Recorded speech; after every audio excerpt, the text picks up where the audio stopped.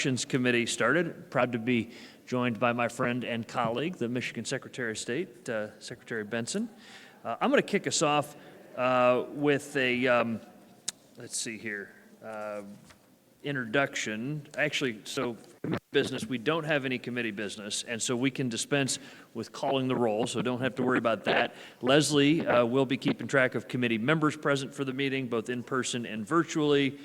And for those of you that are participating virtually, if you have questions, please type those in, and then we will have those who are present here ask their questions, and then we will have the chance to answer your questions that you type in, again, for those that are joining virtually. First up this afternoon, we are proud to be joined by Scott Weidman. Scott is the Deputy Director for the Federal Voting Assistance Program, or FVAP.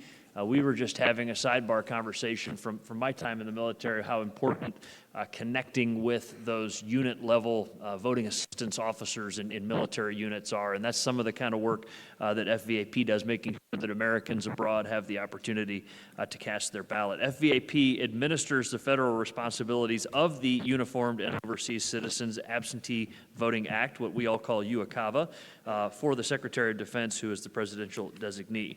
Mr. Weidman has been with FVAP since 1993, so that means that when I was in the Army, I took advantage of the work that you all did from your tenure there. So thank you so much. He is going to talk to us today about FVAP's plans to address the President's Executive Order 14019 and some takeaways from the 2020 election for UOCAVA. So with no further ado, Mr. Weidman. Is that working? Can everyone hear me? Yes, it looks good. Okay, thank you guys for all the work you do. It's a pleasure to be here. All the work you do for all voters, but especially those in the military and those citizens residing outside the United States. We realize that for any one of you, it's a very small percentage of your voting population, less than 1% in most cases, but it's all important. It's about 4 to 6 million, depending on which estimates you look at, total population of the U.S. So it is a large population of folks who have the potential for voting. So we appreciate that. Oh, let's see, are the slides up here? And I have the green button, so we'll just move right in. What we've been doing in 2021 is kind of a back to basics. We realized there was a lot of turnover with election officials in 2020 and 2021, so we've been trying to work with states to go to the state conferences and whatnot to get the word out on just the basics of what UOCAVA really means, covering those military members and their family members away one county over or around the world, as well as all the U.S. citizens residing outside the United States, and what the territories mean, and whether they're in country or out country, and all of those specifics, which we won't get into today at this presentation, but we're happy to deliver that.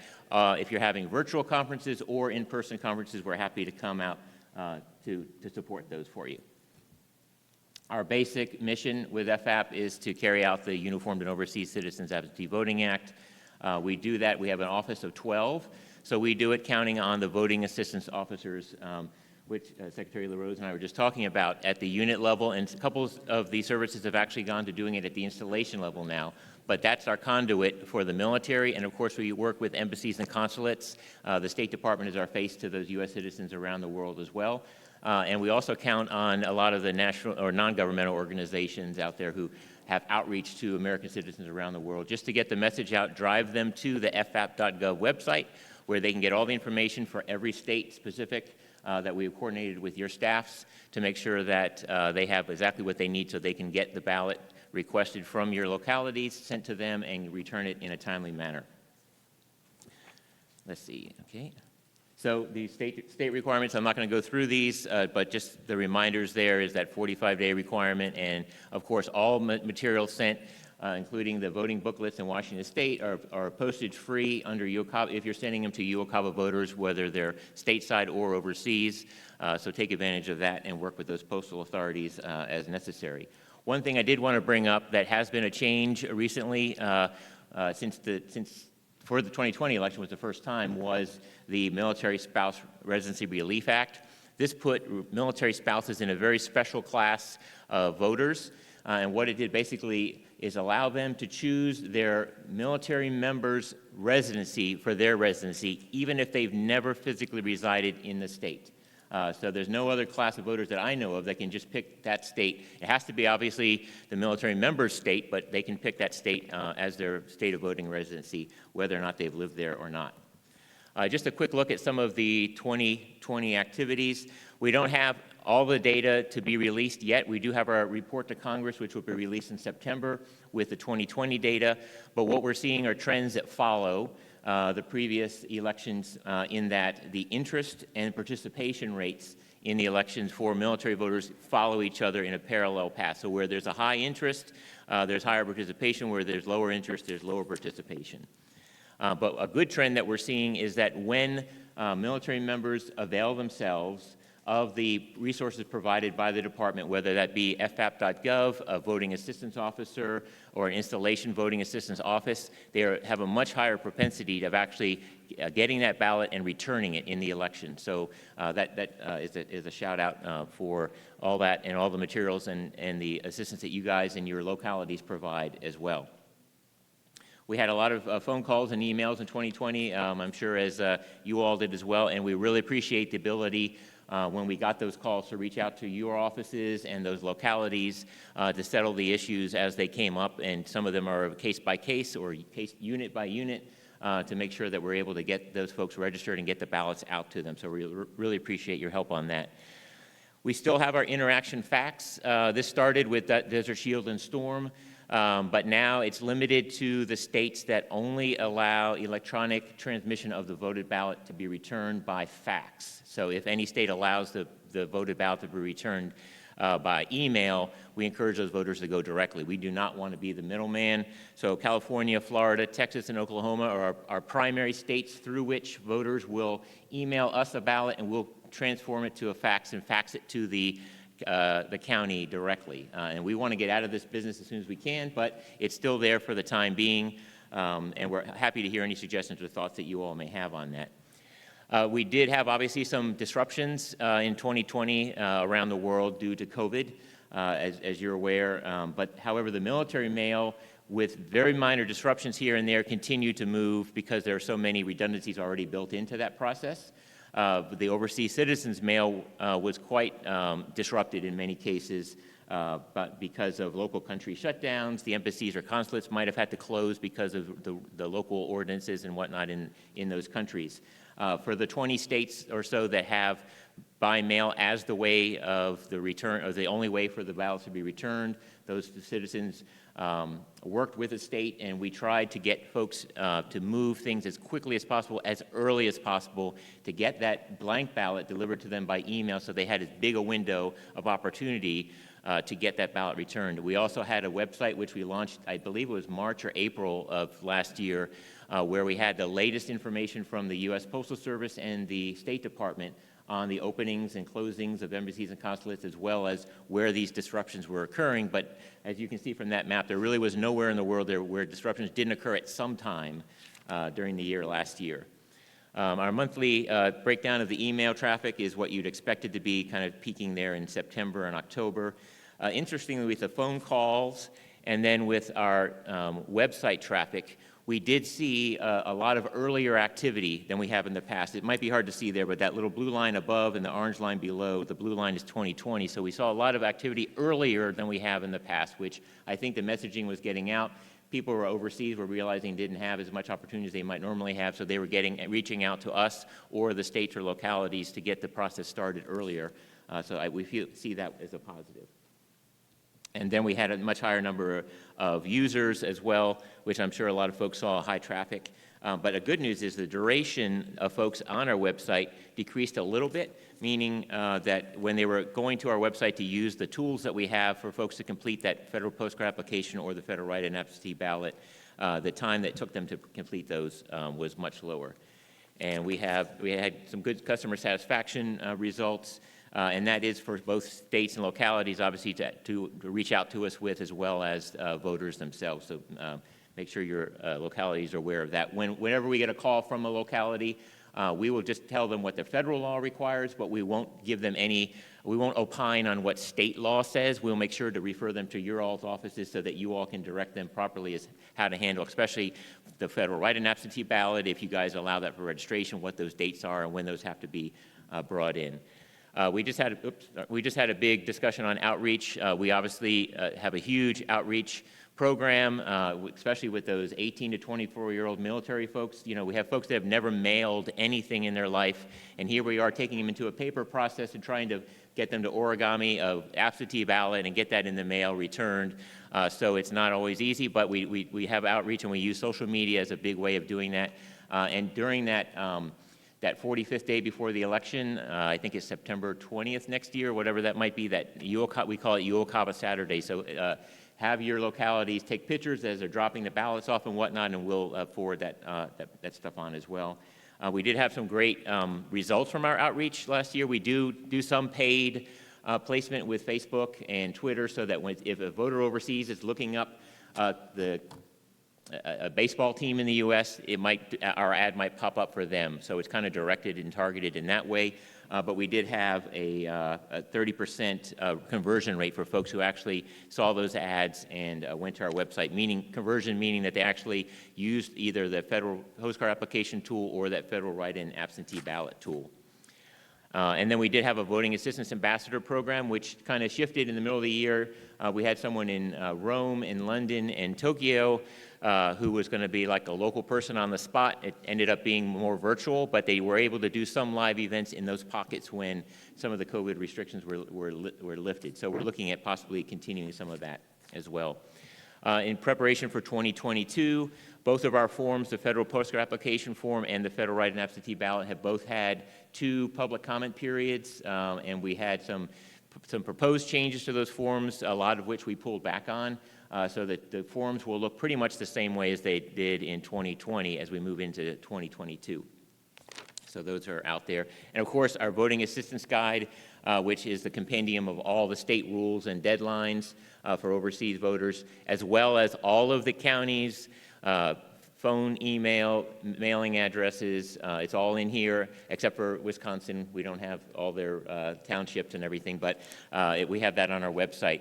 So there's a few states that I have a list here, if you're not sure if you're on that list of folks that we haven't heard back from on our second coordination for that, but I'm happy to catch up with you afterwards if you have any questions on that as we move forward. I mentioned our report to Congress. This is where we collect data from the military voters, the overseas citizens, and for your all's offices as well, as the experiences you had, either using the FAP resources or implementing that or getting the word out to your voters. And we have all of that information. It'll be released in September, as well as all the raw data will be on our website for anybody who has some statisticians on staff who would like to get into that. You're welcome to take a look at that. For the state actions, we do watch the state legislation that's going on. We haven't seen a lot of Uokava specific things happening in the state legislation that's going on this year. But we do want to be sure that if there is impacts, if you have questions on the impacts of any of your legislation, let us know. We're happy to provide you input on what that impact might be as that moves forward. We also are working with the Council of State Governments with their Overseas Voting Initiative. Instead of the federal government coming to say, here's some programs that we think would be good for you states to do, what we do is we work with the Council of State Governments and let the states and localities tell us what would be good for them and what might work for them, or things that could be tried perhaps.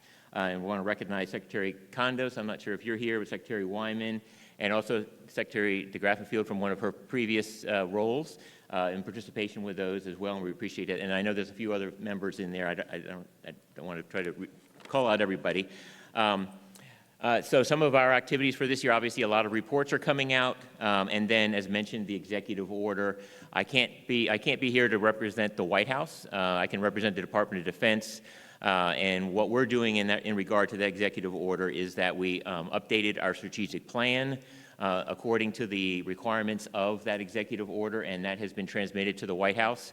There has been a lot of meetings going on from the White House with executive branch agencies on what they're working on to carry that out. We have met with GSA as well in their work with the vote.gov website, which will be a primary website for folks to go and get registration and whatnot. So we wanted to make sure we shared all of the stuff we have, since we've had fillable forms on our website for many years. We wanted to share whatever we have with them as they're doing those preparations as well. We're also working, obviously the promoting opportunities for voter registration is a major thing that we've already done for many years. One thing that will change starting next year will be that we'll be also doing outreach to DoD civilians stateside as well as overseas, and a lot of those will be sending to either your state sites or to that vote.gov site once that's up. And then we're doing translation of some of our materials into the Voting Rights Act required legislation languages, basically the primary forms on how to complete the federal postcard application and the federal write-in absentee ballot section by section. We're going to have those translated into all of those requirements as the EAC has much of the stuff on their website translated. There's also the military ballot tracking project, which was done in 2016. So the military members who are overseas, or anyone in an overseas military post office who drops off their voted ballot, there's a 11 DoD sticker that goes on there that has a barcode. One that treats it like express mail service once it hits the U.S. mail again on stateside, but it also gives the voter a barcode. They can track it from that overseas location back to their locality. However, there's no way for the voter to know when the ballot has left the locality and going out to them. So what this military ballot tracking project does is use the existing infrastructure with the USPS and the military postal service to be able to track barcodes on its way out. And the experiment that was done, or the pilot that was done in 2016, for some localities that already had the ability to put spray barcodes onto the outbound ballots and utilize that and utilize these existing systems within the U.S. Postal Service. We're doing a pilot right now, again, through that Council of State Governments Overseas Voting Initiative to look at some of those same counties to see how that works. And then once we have the results of that for 2022, we'll make that available. It's not a system or anything that's going to be available. It's just going to be whether the technology is available for you all to do that for 2022. But we'll have more information on that as it comes out. And of course, continue on with our National Voter Registration Act responsibilities, both at the installation voter assistance offices and at the recruitment offices. Sorry. Okay. And then lastly, just on our outreach with social media, I have a quick video to show you, and that will conclude my remarks. And I think they've got it from the back of the room.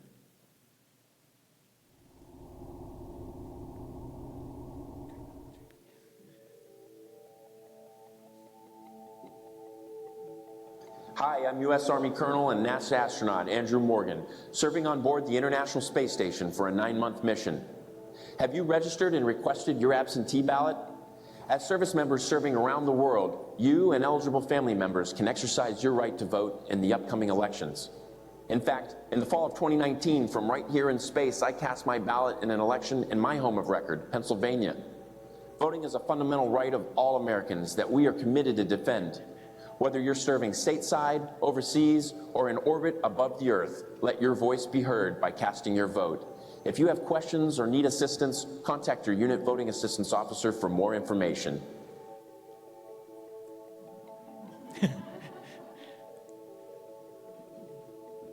And big shout out to NASA and the Army for that as well, so we appreciate that. And that concludes my presentation. Thank you. Thank you, Mr. Weidman.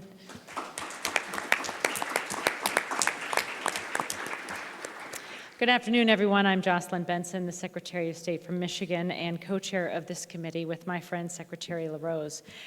We're very pleased that our next two speakers could join us today to talk about a critically important topic, one that is affecting all secretaries of state and election administrators right now: the safety and security of election officials and the safety and security of our polling places and election offices.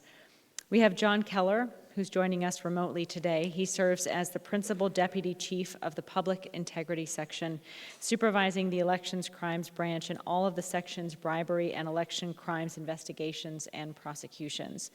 Mr. Keller has been awarded the Assistant Attorney General's Award for both exceptional and distinguished service, and he's here to speak to us about the new Department of Justice Task Force on threats to election officials.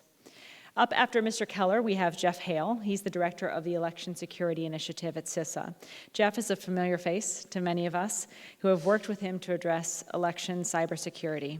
He's here today to talk about the physical security for election officials, election workers, and voters. We're grateful to both of them for joining us today.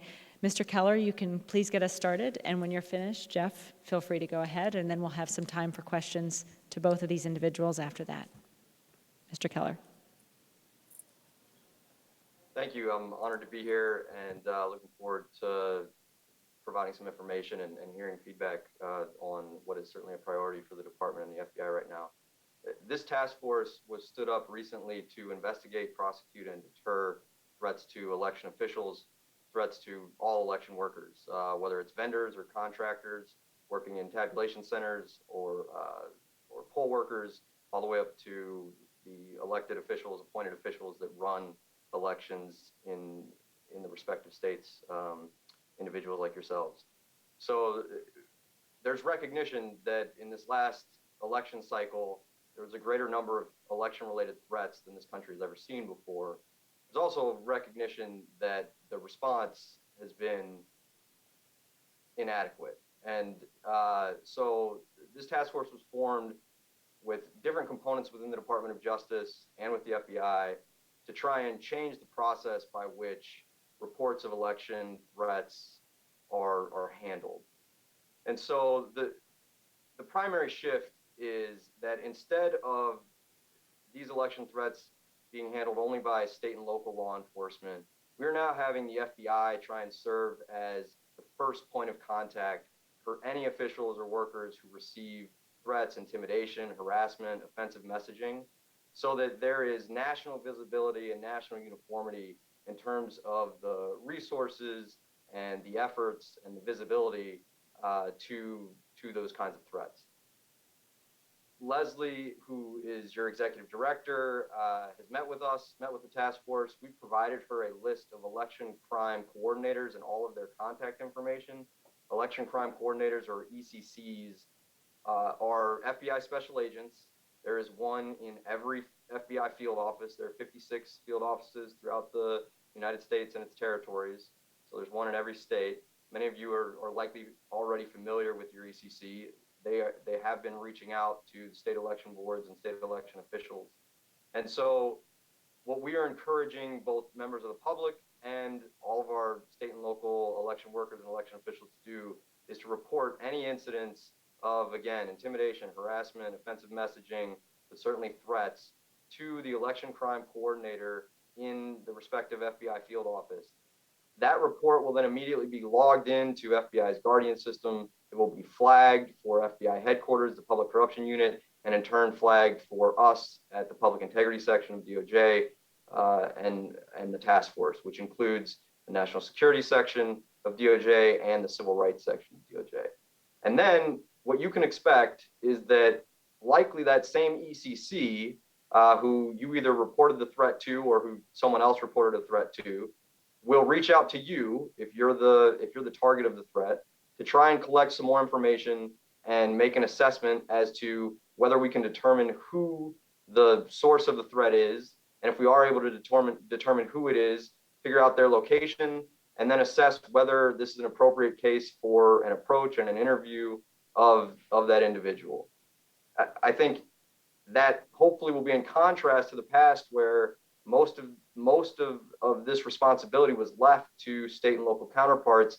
And as you're well aware, there's a great deal of variation county to county, city to city, state to state, in terms of how much resources the state and local law enforcement agencies are able to dedicate to this responsibility when they have all of the other public safety responsibilities that their offices have to address. And so what we're hoping is this will provide additional resources, consistent level of resources to any threats received in any part of the country, that it will be handled in a similar fashion. There will be fairly quick reach out contact from the FBI with both the victim of the threat and then the individual, if we're able to identify them, who may have made the threat. Okay. You may have heard me mention that we want to hear about all incidents of harassment, intimidation, offensive messaging. Of course, all of those things are not federal crimes, and even threats, not all threats are federal crimes. There are various jurisdictional requirements that we would have to satisfy in order to investigate and criminally prosecute some of these matters federally. But at this stage, because of the lack of visibility that we have had over the last 12 months into all of the incidents of threats that have occurred throughout the country, at least based on the public reporting, we want to learn about it all. So please err on the side of being over-inclusive, especially at this initial stage. If you receive a message, or your staff receives a message, or someone in the election process in your state receives a message that makes them uncomfortable, makes them feel unsafe, makes them feel like they are being targeted, that should be reported to the election crime coordinator in your respective state, in your respective locality. Sometimes there's more than one in a state. And then it will be processed and investigated and addressed as I've described previously.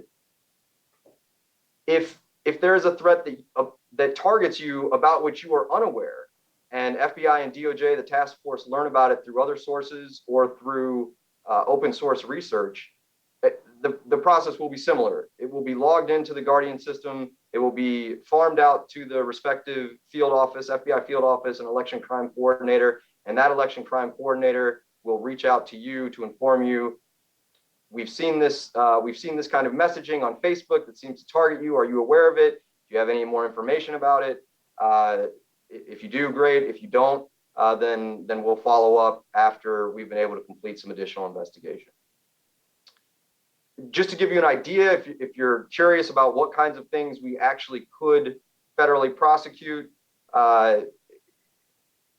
give you some real world examples, some of which this group is all too familiar with, but things that are more of a political nature, that more are critical of government, even though they may be offensive. Things like you're a Bolshevik, you're a communist, the revolution will rise, the revolution will annihilate you, the revolution will remove you. Those kinds of things are probably not going to be federally actionable because the Supreme Court has largely determined that kind of speech is First Amendment protected speech and not really a true threat.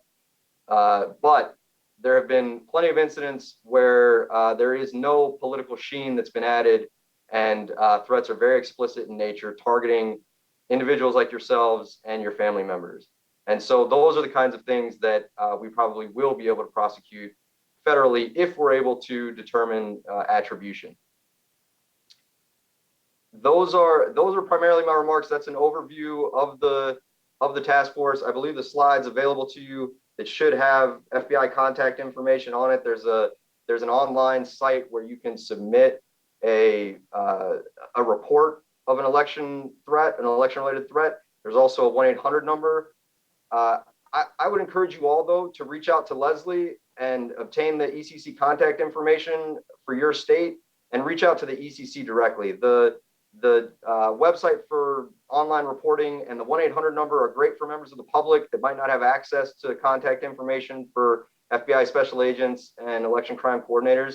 But for people like you that are directly involved and running elections in your states, and for your staff and people you work with, do not hesitate to provide that ECC contact information so that threats can be reported directly there, and then again tagged and addressed by the task force and FBI headquarters. Jeff, I'll turn it over to you. Thanks, John. John and I have actually had a lot of conversations about this from DOJ and FBI. Obviously, take a look at the law enforcement side of the house. Critically important, CISA, the Cybersecurity and Infrastructure Security Agency, is not law enforcement. Our focus is on prevention and resilience. Most of the time I'm here talking to you about cybersecurity and all the things that I find cool. The physical security side of the house scares me, and understanding the threats that you all are receiving is a great concern. But I do want you to know of a handful of resources that CISA has to help you secure your infrastructure, to help you secure your people, so that they feel safe and that the operations of administering elections can proceed. I've talked a lot about protective security advisors and regional directors, CISA field staff, who are available in your city, in your state, in your town, to come and perform infrastructure assessments. I'm going to highlight two. The first is the security assessment at first entry. This is about a 4-hour assessment and it walks through the list of things that you're doing right.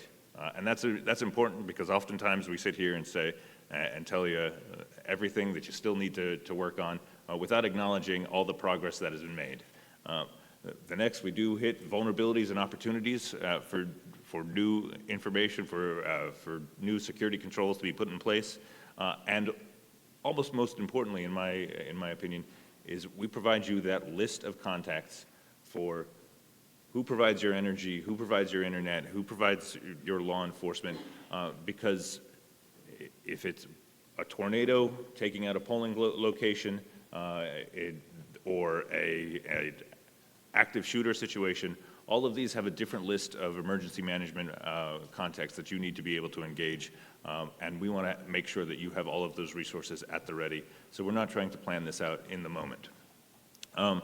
A lot of the material that this assessment goes into is the existence of plans, exercising and practicing plans, whether they're written, focuses on site security, whether there are fences, well-lit areas, what type of barriers are in place, what type of locks, the types of security systems you have. If you have closed circuit television, what is it monitoring? Is it monitoring drop boxes? Is it monitoring your offices? Is it monitoring your entryways or egress? Do you have security systems like alarms and sensors or mass notification systems? That's one that in our assessments, oftentimes election offices don't have. If there's a threat coming in the front door, how are you alerting all of your employees who may not be at that entry point to what's going on, and so that they can exit appropriately and remain safe? And of course, people often think of guards and patrols and having a documentation of what those processes are. I think that this marries well with a lot of the content of the past 2 days, particularly even Hacking Demystified, where a lot of the conversations that I heard were about how you can puzzle out sensors or trick sensors, where there was a lock-picking effort, and think like a hacker to deconstruct the safety and security controls that are in a lot of processes. So these assessments help to think through steps you can take to ensure that when there is a heightened risk environment, you have the ability to keep your staff safe. Even more in-depth than that SAFE assessment, which was, again, the security assessment at first entry, is our infrastructure survey tool. These are pretty generic names, I apologize. The real benefit of this, it goes into much greater depth, but it also helps to compare your performance, the safeguards that you have in place, versus those of similar infrastructure. So what is a polling place versus other, what are the security positions of your polling places versus others, of your election offices, of your Capitol building versus other Capitol buildings. We do this oftentimes for other critical infrastructure, so it's what is one football stadium security posture versus another football stadium, and where can they make get the best bang for their buck on implementing new security controls. With those two assessments, I think there will be far more than a sufficient plan of action for taking appropriate security steps. But I also want to flag that there are two important trainings that CISA provides, both in the Office of Bombing Prevention, and what do you do when you have suspicious packages and elements like that, or the more active threat of training on active shooter. Both of those are obviously dark topics, but it's better to be prepared in the moment than trying to regret it afterwards. With that, I am happy to take questions. Thank you to both of our speakers. Are there any questions from the secretaries? Secretary Warner. Thank you. This is questions for Scott. It was interesting to see I suspect the U.S. Postal Service didn't deliver his ballot. It was probably done electronically. You mentioned, I think there were 100 stopped delivering mail during COVID, causing problems for our citizens. Electronic voting is a great way to allow them the franchise. My question is, and during S1, cut the electronic transmission of ballots off. And thank you. Well, that one's not coming on either. Fortunately, during S1, Senator Capito argued these type scenarios to say we need to keep electronic voting available, and she got Senator Klobuchar from Minnesota and Senator Wyden from Oregon to agree with her. What is FAP doing to enhance electronic voting for these people who are disenfranchised? I think the question was, what is FAP doing to enhance the return of electronic voting? As of right now, the Department of Defense does not take any position on the return of a voted ballot. The federal law allows or requires the blank ballot to be transmitted to voters upon request electronically. We do advertise and push out information of any state that does provide alternatives for return, just so those voters will know what the state provides through our guidebook and through our online materials. But we do not have any initiatives or grant money or anything right now that would help with the return of the voted ballot. If a law passed federally that required us to do so and then states were willing to participate, we'd be happy to do that at that time, certainly. Thank you, Secretary Warner. Are there any other? Secretary Bellows. Thank you. And I don't know if Mr. Keller is still listening or if he's done. Oh, good. So my question is in terms of documenting threats, one thing that we're seeing in Maine are threats that are not necessarily tied to ideology, but it seems that people are potentially spiraling out of control. So we do have a couple of clerks where they've had to get no trespass orders or no harassment orders or even go to court. Are those threats that you're interested in as well? It's hard to identify if it's because of their role in elections or because it's the person that's most public to them in their local community. So. Mr. Keller, did you get all that? I did, yeah. I guess if I understand correctly, it sounds close enough that it should be reported in the spirit of this kind of over-inclusiveness and our effort to get federal visibility on all of these types of incidents going forward. Without having a clear factual idea of the kind of examples you're talking about, you know, if it were a threat directed at a state judge for something that was completely unrelated to elections, it's probably not something that would be addressed by the task force, but it is still something that is perfectly appropriate to report to the FBI. And the ECCs, if they receive information about threats that they think fall outside the kind of core mission of the task force, they should be able to put you in touch with the violent crime squad on the FBI or domestic terrorism squad on the FBI that might be able to address it. And so I would say just err on the side of being over-inclusive and do report incidents, even if it's unclear whether they are specifically targeting people because of their election-related roles. Thank you. Secretary Griswold. Thank you, Jocelyn. This question is to Mr. Keller also, who just disappeared. You're like Oz, Mr. Keller. There's literally a curtain around you. Mr. Keller, I really appreciate your work.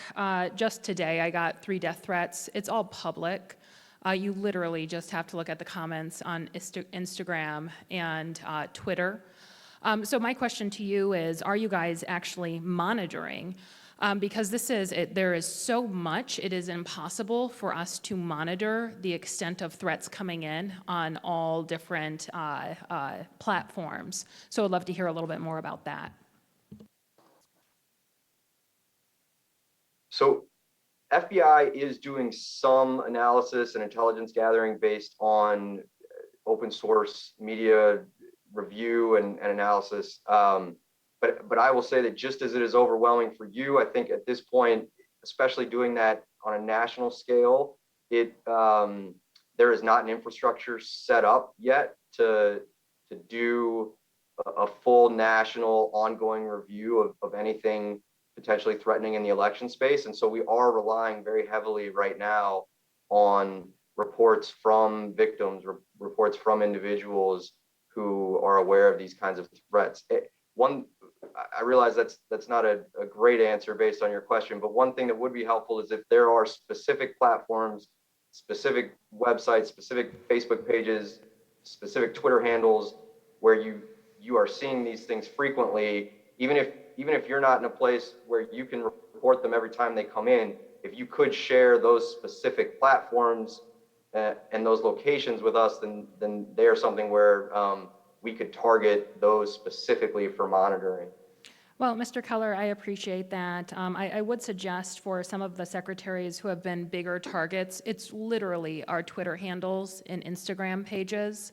It literally is the comments, and I am very concerned. We are unable to monitor some of the platforms that a lot of more extreme conspiracy theorists are now on. And if this is on mainstream social media and we can't even keep up with it, I do think it's relatively simple to say these are the top 10, 15, 20 people receiving threats across the nation for their job in protecting our democracy, and to set up an algorithm or a couple of analysts to monitor this. So I would really encourage you to move in that direction because I do think it's needed. And thank you, Secretary Griswold. And I wanted to add a quick follow-up on that in terms of to both of our speakers on security. Have you been in contact with the social media providers, or have you set up anything with them that secretaries could perhaps feed into when we or our teams find things, or because part of the challenge has also been getting their support and assistance from the social media standpoint. So I don't know if that's been part of either what CISA has been doing or in terms of just talking to social media providers about the importance of accountability on their platforms.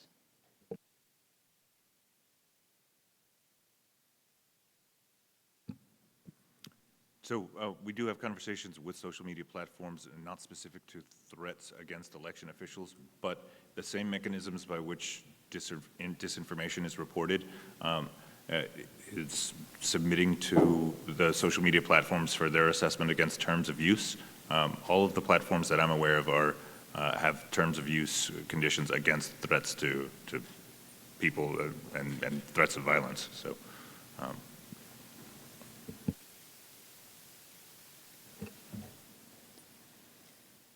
This is a work in progress. Well, thank you to both of our speakers. I see no further questions.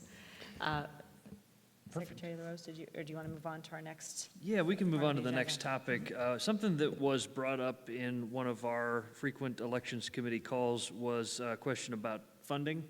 I know that that's a topic that we all pay attention to, federal funding. Of course, there has been talk about $3.5 trillion in infrastructure and related programs. Obviously, those kind of things come often with strings and conditions attached. HAVA funds have already been distributed, of course, and state and legislative initiatives, partnering with locals, all those kinds of things. So we wanted to just open up. I think we have about 10 minutes for that conversation. If any of the secretaries want to bring up that conversation about spending, I can kick it off. I mean, I'm one who is a fiscal conservative and is often leery of federal funding, but also realizes that it's an important component of the work that we do. And if it weren't for those aspects of federal funding, we would have had some real challenges last year. We certainly took advantage of that greatly in the state of Ohio and made sure those dollars were very carefully and wisely spent. But as far as the conversation goes about further federal funding, is there anybody that has anything they want to raise on that? Yeah, go ahead, Secretary Simon, yep.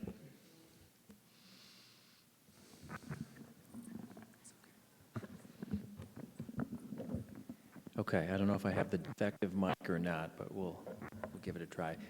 Yeah, I just wanted to say, and I had a conversation about this just an hour ago with some folks from CISA. From my vantage point, some of you may recall that when one of the recent big batches of HAVA money came through, I forget whether it was the last one or the second to last one, it had a time limit on it of 5 years originally. Then there was new guidance put out by the EAC removing that timeline, which was great. It was mostly a blessing, but it's also somewhat of a curse. This comes under the category of nice problems to have, right? My understanding during the infrastructure debate has been that some, quite reasonably, in Congress, it seems to me, said, hey, in essence, we'd love to give you more money, but you folks are sitting on a bunch of money. And my response to that, though it's a reasonable thing to say or ask about, is we're sitting on the money, all of us, I think, I'm not speaking for everyone, but my sense is that we're sitting on the money because we don't know how long we're supposed to make it last. Was the removal of the cap a signal to us that you better hold on to that money, you better make it last, not 5 years, but 7 or 9 or 10 or 12? So we're proceeding, in Minnesota at least, in a more cautious fashion, which is we don't know when the next tranche of money, the next bunch of money is going to come across. So while it's reasonable for folks in Washington to say, what do you mean more money? You're sitting on money. The answer from our standpoint, and I think other secretaries, is we're sitting on the money because we don't know how long we've got to make it last.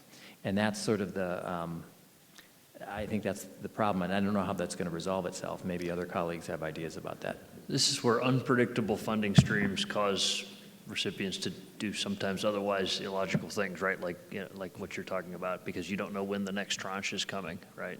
So, okay. And I think that's underscores the need for sustainable funding, which I know, has been part of the discussion right now with the current funding package. Secretary Bellows? Yeah, I think it's worth talking to Congress about seeing if there's any way to get more elections infrastructure funding, because I know in Maine, we're using outdated systems in part because of Steve's point that we don't know when more funding is coming. So we are going out for RFP for a new CVR, but there's significant constraints on how much we'll be able to spend. And as we think about election security and integrity measures we want to take, we're going to be constrained by the available funding without some additional support from the federal government. So it's really distressing. I think I saw in the news some members of Congress saying, well, states have plenty of money.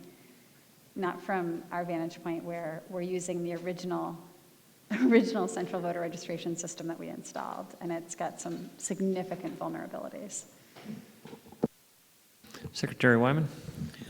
I think this is certainly a discussion point we need to continue as an organization. And I, like you, Frank, as a fiscal conservative, don't want to, I don't want to just spend taxpayer money needlessly. But when I look back at the 2019-2020 ramp up and everything we overcame and how well states performed, so much of it goes back to that infusion of CARES Act money and HAVA 3 money. We were able to, I know in my state, do some pretty remarkable things that were able to empower our medium and small-sized counties. And I think that part of our discussion has to be recognizing that disparity of funding. So if you are in a jurisdiction that is well-funded, if you are in King County, Washington, and your council gives you money and you can run your operation the way you need to, you're going to be very successful.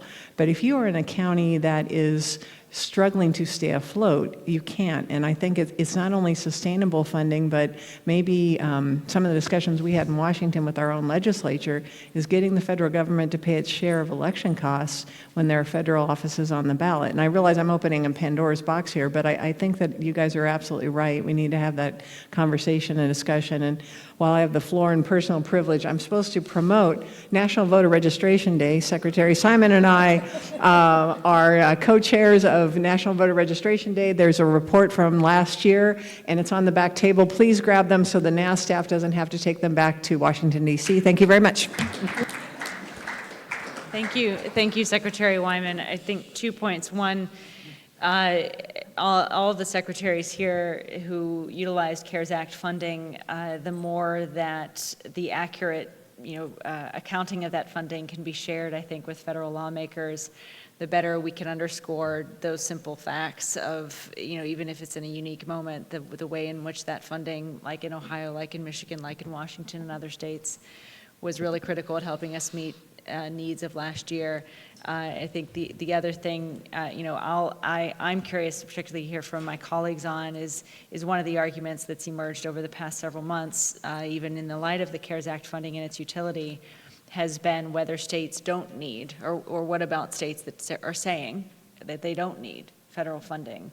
And I'm curious, just from a good faith standpoint, how to weigh both of those things, where there's some of us who are saying we do, and I would include Michigan in that, and there's others that say we don't, and how can we then collectively advise the federal government on how how to get a strong sense of what the states need, and is there any way to emerge out of that with some sort of consensus or understanding of how to balance those competing perspectives? Secretary Schwab. I don't know if I know the answer to the question or not. I think part of it is the diversity of the states, and I'm not just talking the diversity of the politics of the state, the diversity of the states themselves. We have 105 counties, and I've got some with 2,000 voters in it. They don't need money. The circumstances for COVID-19, the bump up did help, especially in our big counties that could not go quick enough to spend money to get what they needed, so they had polling places, social distancing, and things like that to happen. I don't know if I need that again. So I'm apprehensive to say, hey, I need money. And the problems with the CARES Act money is it had to be spent on COVID, and that includes the federal match, that I wasn't going to be able to match until after the election was over to tune of $1 million.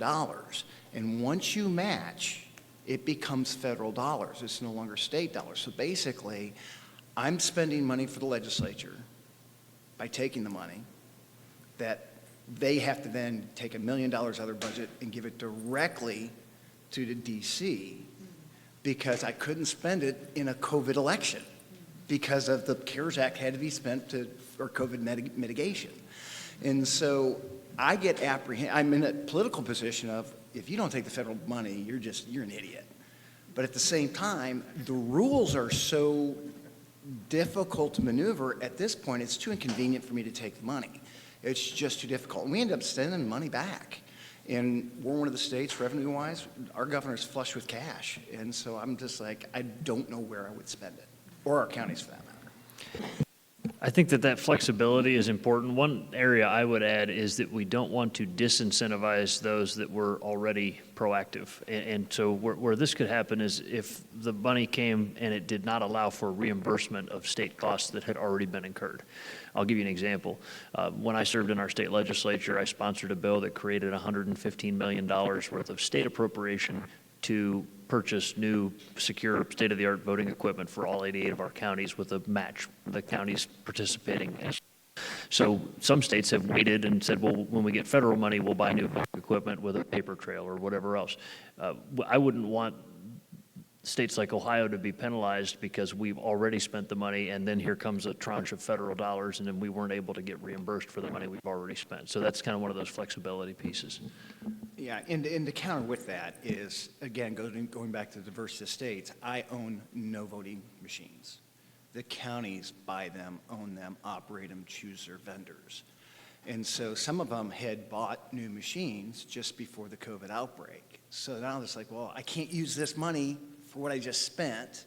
I have to use it on COVID mitigation, and so that's why we end up getting some of that money back and sending it back to the feds. So it just goes back to the diversity of the states.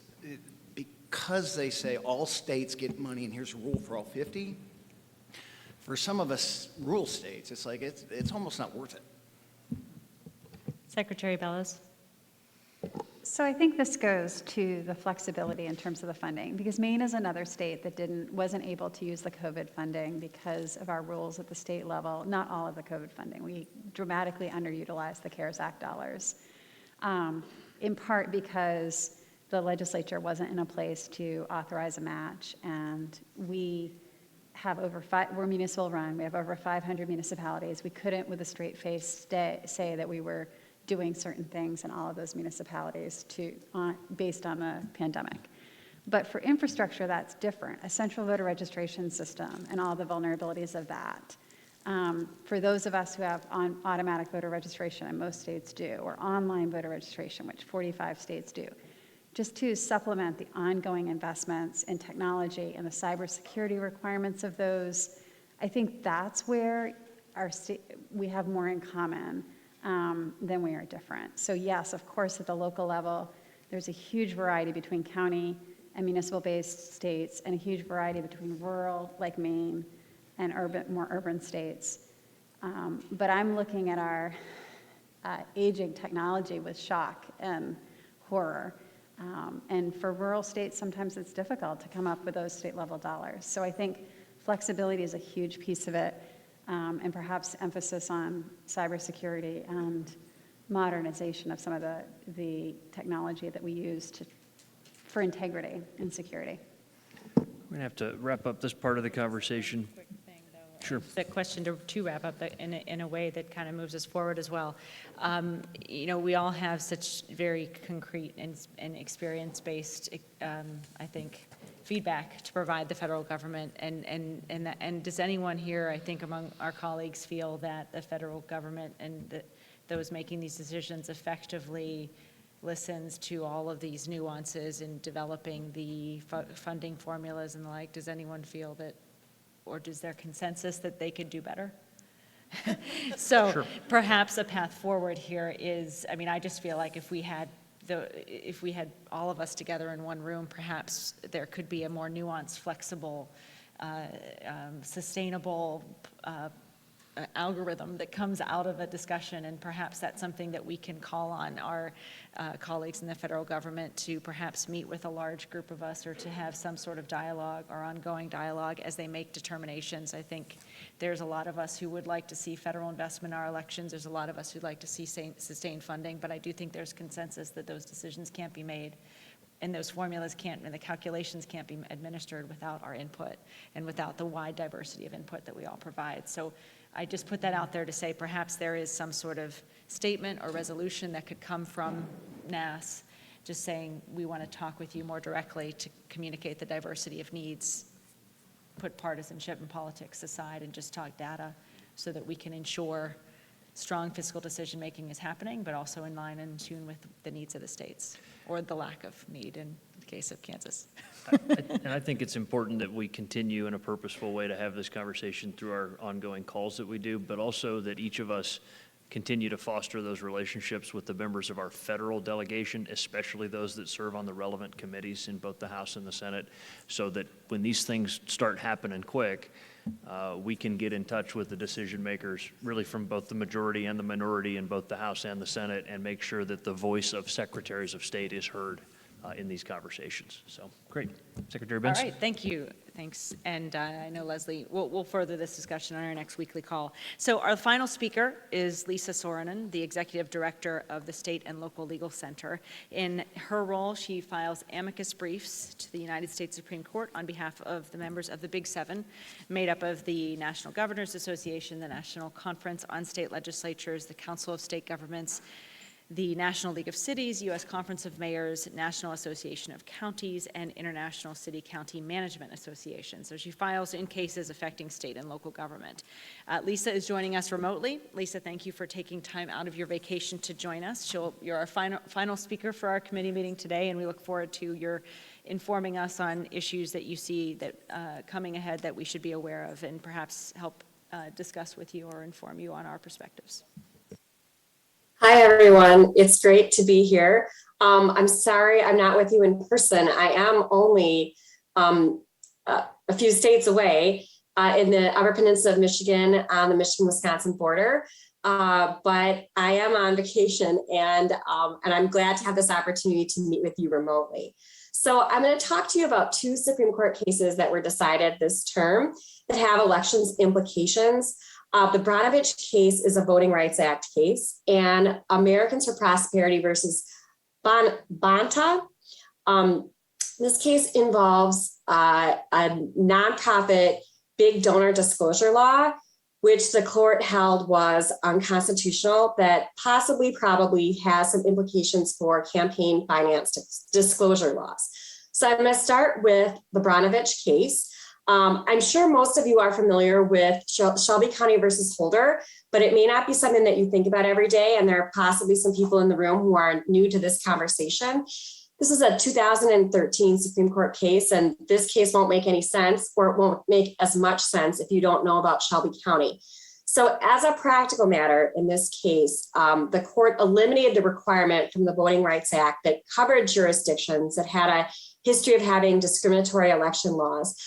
The whole thing was basically that they no longer had to have changes to election laws pre-cleared by the Department of Justice or a court to determine that those changes weren't discriminatory. That led to two pretty significant consequences. One, covered jurisdictions now passing a bunch of new election laws, and two, litigants who are concerned about those laws having to look for a different area of the law than Section 4 or Section 5 of the Voting Rights Act and turning to Section 2. So Section 2 of the Voting Rights Act says that intentional discrimination in voting on race and color is disallowed, as is, importantly, results-based discrimination. So Section 2 was largely ignored in litigation. The Supreme Court, for example, had never heard a vote denial case under Section 2. And so the Branovich versus DNC case was the first case that couldn't be heard under Section 5 and would be heard against Section 2. So basically, Arizona had two requirements that were challenged by the DNC. The DNC said that both of these requirements led to minority voters having difficulty voting. The first one was discounting the entire ballot if it was filed in the wrong precinct. And the second one was so-called ballot harvesting, where a third party brings your ballot to the voting place, but it's someone who's not related to you or not a caregiver. So the court said 6-3 that these requirements were okay and that they did not violate Section 2 of the Voting Rights Act. The dissenters were the 3 liberal justices left on the court. And for those of you who have a lot of interest in the Supreme Court, what this case illustrates is other trends that were illustrated this term. You see Justice Roberts still in charge. He's not a big fan of the Voting Rights Act. Many of you probably know he worked against adding disparate impact to Section 2 in 1982. And for those of you who follow the court really well, you know that Justice Alito was very angry repeatedly during the Supreme Court term because a lot of the decisions, even more conservative ones, weren't going as quickly or as radically as he liked. And he got to write this opinion, so it was probably a nice gift from the Chief Justice.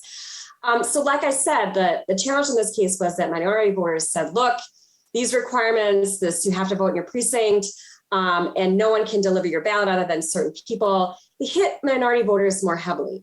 They cause a disparate impact. That was the claim.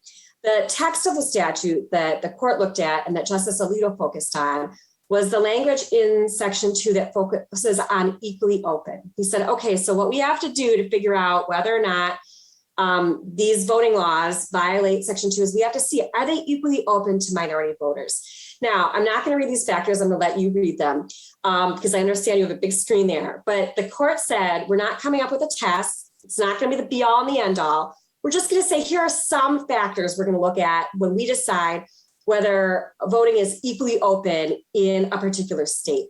So when they applied those factors to Arizona, this is what they said. Of course, said basically like finding your own precinct, it just shouldn't be that hard. Everyone should be able to do that. And precinct-based voting has a lot of advantages, so we don't want to really be against it. The court also said it's true that twice as many minority voters as white voters had trouble with the precinct requirement. But if you look at it, 98% of all people had no problem at all finding their precinct. When the court looked at ballot collection, the court said, listen, you've got 27 days to get your ballot to a polling place. So you should be able to do that one way or the other because you have a long period of time. The court also said we're going to be a little suspicious of ballot harvesting, so-called ballot harvesting, because it could lead to collusion. Importantly, the DNC wasn't able to provide any evidence other than anecdotal evidence that this requirement fell more heavily on minority voters. I should also mention that there was an intentional discrimination claim related to the ballot harvesting. The court said there was a state legislature who'd kind of gone hog wild. He's now a former state legislature on claiming that there was voter fraud and all these other things when there really wasn't evidence that that was the case. But the court said, you know, we don't think that that necessarily resulted in this law. What it resulted in, along with a private organization doing a sort of racially tinged video, is a more robust conversation about whether early mail-in voting is a good idea. So you can probably tell if you've never heard me speak before that I often like to take quotes from the court to sort of explain what they're thinking. What I did here is a little bit different. It's a word collage. So instead of doing long quotes that make points, I just used some of Justice Kagan's vocabulary, just some of her most angry words for her to describe the opinion. So I'm not really going to talk to you about what her reasons were, but her language was very colorful without being obscene. So and she's a fantastic writer, no matter whether you agree or disagree with her. So in terms of the commentary that came out following this decision, it's really impossible for me to overstate how upset liberals were. My favorite one here is the second quote. There's nothing more critical you could say to a conservative than you're terrible at originalism and you're terrible at textualism, because that's what conservatives are supposed to be really good at. So the second article said that. If you look at the first quote here, this is what I personally agree with. When I first read the decision, this was exactly the impression that I had, which is basically that if you read the decision, it seems modest in scope and subdued in rhetoric, but it will have a sweeping impact, basically allowing Republican-led state legislatures to impose more restrictions on voting. So like I said, I kind of agree with that. The one that I thought most stabs the heart of a justice, even a conservative one, is the second quote that basically says, at the end of the day, you're choosing between inconveniencing the state and inconveniencing voters of color. And the whole point of the Voting Rights Act was for more convenience for voters of color. So the court has sort of lost its way. It's lost sight of the big picture. Agree or disagree, I think that that's the least hysterical, if you will, criticism of the decision. So very interesting, I think, appropriate criticism. The conservative reaction was muted, unsurprisingly. I think conservatives basically said, this is a good decision for federalism. It keeps the courts out of elections. A number of people, commentators said, Section 2 is never supposed to be used to go after traditional voting requirements. And Branovich himself, who I think is the AG of Arizona, said, this is a victory for election security. Interestingly, there are some liberals that say, look, this could have been a lot worse. The RNC had asked for a much more radical ruling than the one the court made. That's the second bullet point. That's true. And this writer also points out that this case doesn't apply to all Voting Rights Act cases. It doesn't even apply to all results-based voting rights cases. The court said this is a case involving neutral time, place, and manner rules, and we're coming up with a decision that applies to that. A couple legal nerd points for some of you who are interested in that. It's very rare for lawyers to admit, geez, we probably should have picked a better case. But there was some admissions of that in this case. Even the Biden administration said these particular laws don't violate Section 2 of the Voting Rights Act. I also agree with Professor Hessen here, who can be, I know, somewhat of a controversial figure, that Alito's opinion didn't read like a typical Alito opinion. He's kind of a black and white guy, kind of a roadmap person. This is more like, there's a few factors, we'll see what happens. And that probably, I agree with this, was to get Coney Barrett, Kavanaugh's vote, the more centrist right voters. So Nate Cohn, a more brave person than myself, has done some commentary on what he thinks that this decision might actually mean. If you apply these 5 factors beyond Arizona, but if you look at other rules, he said, if we look at restrictions on convenience, some of those might be okay because there was no early voting or absentee voting most of the time in 1982. And that's one of the factors that the court looked at, what was happening in 1982. But he also points out that a lot of states have sort of gotten away from election day voting because they focus so much on this convenience voting. And if they got rid of all the convenience voting, that wouldn't look like what 1982 would look like. The court said that new burdens on voting might be more problematic, things like voter ID that didn't exist in 1982. So states like Georgia that have more liberal voting laws, they have like no excuse early voting. Virginia does not have that. My state, for example, the court is going to look at that when it evaluates other voting requirements. How much does that disparity have to be based on race? The court didn't say. Is it 10%? Is it 5%? We just sort of don't know. Cohn also points out that while the court said that fraud can be a legitimate state interest, there's lots of voting rules like automatic voter registration when you register your car, early Sunday morning voting that have no, election security implications. So I'm not going to talk about what's next with VRA because of interest of time. But I am going to say that you guys probably all know this stuff and you're probably already living it. So in the last couple of minutes, I'm just going to cover the Americans for Prosperity case. This isn't an obvious election case. Like I said, the court held that California violated the First Amendment by requiring charitable organizations to donate to disclose their major donors only to the Attorney General of California. 6-3 decision written by Chief Justice Roberts, same dissenters as Branovich, which probably isn't that surprising. So California is one of 2 states, New York and maybe Hawaii as well, that require large donors of charities to disclose to the AG who they are. And for a long time, California didn't actively collect this information, and then it started to do so. And like I said, importantly, this information is not supposed to be disclosed to the public. It's only supposed to be disclosed to the AG, but California had some problems with that, and they had disclosed information to the public. So this gets a little technical, and I'm sorry about that, but it's important for later on and as I wrap up. So the court applied what they called exacting scrutiny. And so it's Roberts, Kavanaugh, Barrett, Alito, Gorsuch, and Thomas that all apply the version of exacting scrutiny, which I'm going to talk about in a second. And for those of you who aren't lawyers and don't know what exacting scrutiny is, this is the most important thing. The higher the scrutiny the court applies, the more likely a law is to be unconstitutional. Exacting scrutiny is pretty high. This is what the court said it is. The strengths of the government interest must reflect the seriousness of the actual burden on the First Amendment rights, and disclosure requirements must be narrowly tailored to the government's asserted interests. Now, it's also important, and I'll get back to this later, that 3 justices said that this exacting scrutiny should apply to all compelled disclosures, not just compelled disclosures in the circumstances of nonprofit charities. So like I said, California lost this case. The Supreme Court basically said, look, California claims that they care about fraud, but the reality is they never, ever institute an investigation based on looking on who the donors are. They wait for someone to complain. So all they really care about in California is the ease of administration.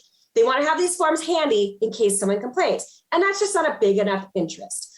So Justice Sotomayor dissented, like I said, with the other 2 liberal justices. And she said, there's no First Amendment burden here at all.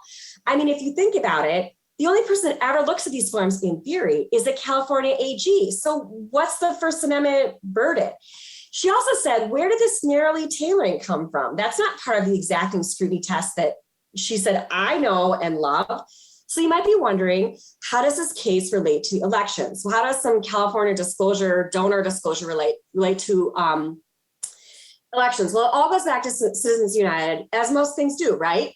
So in Citizens United, the court held that limiting independent political spending from corporations, nonprofits, and unions violates the First Amendment. The court also said, importantly, it held up a disclosure law, 8-1, applying exacting scrutiny without any of this narrowly tailoring business. So the first reason why this case applies to elections is that the holding that's sort of like the obvious holding, what people call kind of the dark money holding, is that it's now easier for wealthy people to hide political spending in nonprofits and not get noticed, at least by the California and New York and Hawaii AG.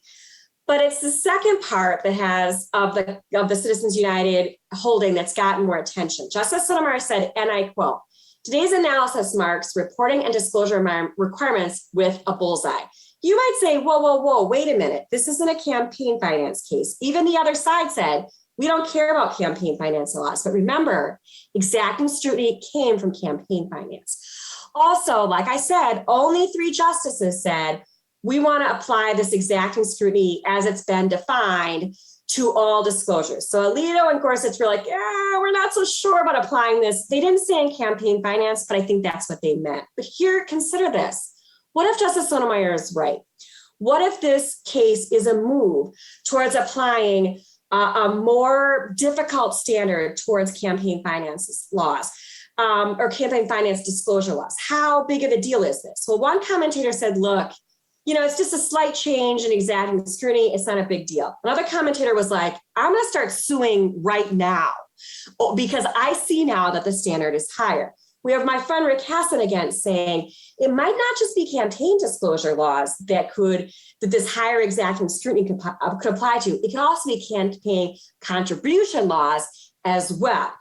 Then, just for humor, there are some people that said, no, this case, it's not about campaign finance, it's not about disclosure laws, it's about the culture wars, or cancel culture, cancel culture.